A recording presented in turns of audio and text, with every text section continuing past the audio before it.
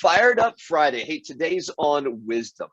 And I want to send you because in the last 2 weeks, I've had just two perfect moments where some wisdom has been imparted on me. And so I want to share some of this wisdom back with you. The first one was a couple of weeks ago. I just got done running a Spartan trifecta over in Colorado Springs, and I was riding home with a guy named Paul LaChance. Many of you I've talked about Paul quite a bit, but I'm going to share his story again. Paul is 80 years old. Paul's goal this year is to run 8 Spartan trifectas at 80. He's got 8 and 80. He's being sponsored. So what that looks like is that's 24 Spartan races over the course of the year. Now it's 8 half marathons, it's 8 10Ks, and it's 8 5Ks. Currently to date, he's got 5 trifectas done in the bag, ready to go. He's got 3 more to get done by the end of the year. But Paul's story doesn't end there. Paul is a heart attack survivor. He had quintuplet bypass surgery. He's a cancer survivor, and he's missing his thumb on his left hand. So he takes away every excuse you have to go accomplish your goals. And so we were talking about it, and Paul talks like this. He's just kind of a deep talking guy, not real fast, real humble individual. And I said, hey, Paul, how do you like your newfound fame? Because Facebook is blowing up. Every time he puts on a post, everybody, we were at the Spartan race, and I was sitting there. Paul and I were just hanging out, chit chat, and one of the Spartan workers comes by. It's like, hey, Paul, blah, blah, blah, got all excited. And then this other gal comes walking by and goes, are you Paul? Are you Paul LaChance?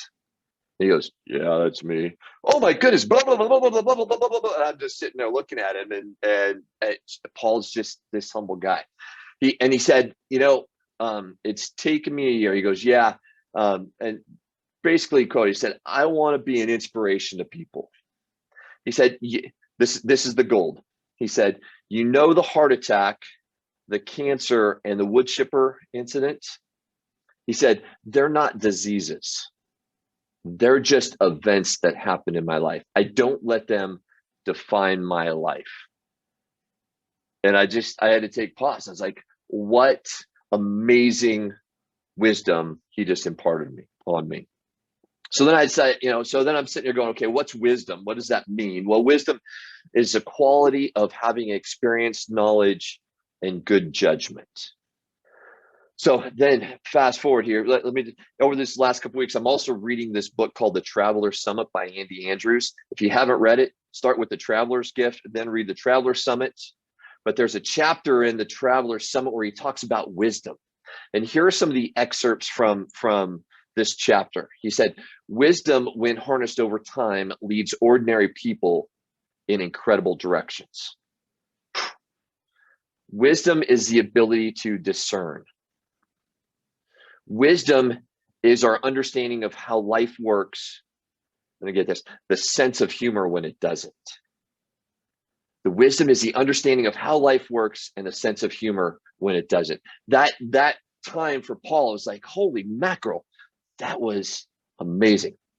So fast forward a couple of weeks, last couple of days, I've had the opportunity to have wisdom imparted on me by one of our own, Jeff Renovere. We've spent 2 days interviewing prospective agents for our team here in Grand Junction, but just being in his presence, listening to how he engages folks, the words he said, the approach he took, his desire to change people's lives, I was in 100% absorption mode. He may not say, he may go, no, you were engaged in the conversation. No, I was also in 100% absorption mode. So in both of these cases, whether it was with Paul or whether it was with Jeff, I wasn't necessarily expecting wisdom to be imparted on me, but it came. So for you, here's wisdom I'm going to impart on you. These are the 4 takeaways I want you to take away from today. Number 1, seek wisdom every day, in every way, wherever you are. Be ready for wisdom to come your way. Number 2, it takes wisdom to recognize wisdom.